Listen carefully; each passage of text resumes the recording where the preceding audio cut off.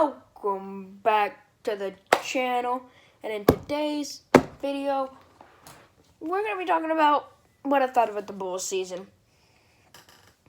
So the Bulls, they were like, pretty much they're like an 8 or 9 seed, so they're going to be in the play-in tournament, or they're going to be in the play-in tournament. They're an 8 or 9 seed, and then they go make a trade for Nikola Vucevic.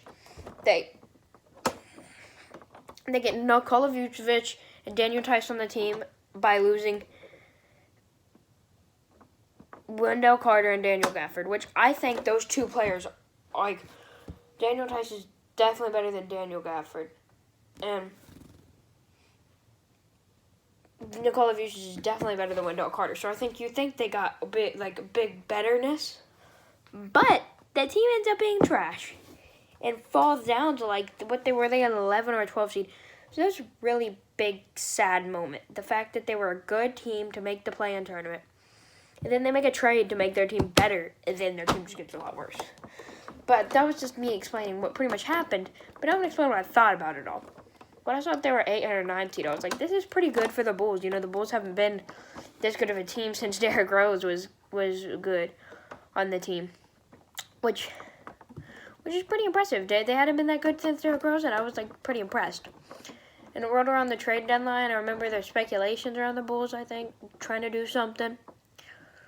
And then the Bulls went out and got traded for Nikola Vucevic and then Daniel Theis. The main thing was Nikola Vucevic, and I was like, the Bulls might be winning the whole thing. I wasn't thinking that, but I was thinking 4 seed or something.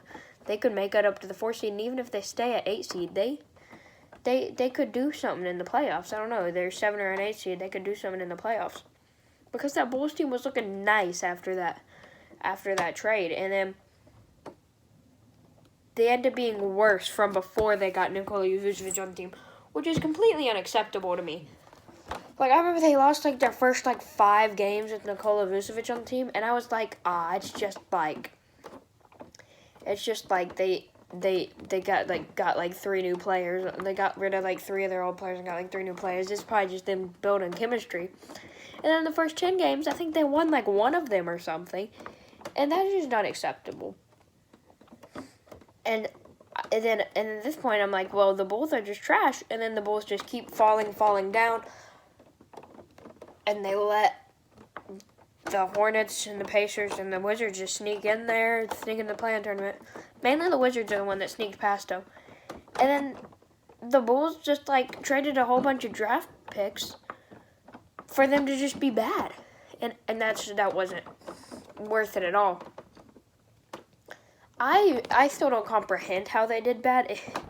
It doesn't make sense to me. It doesn't make sense up here.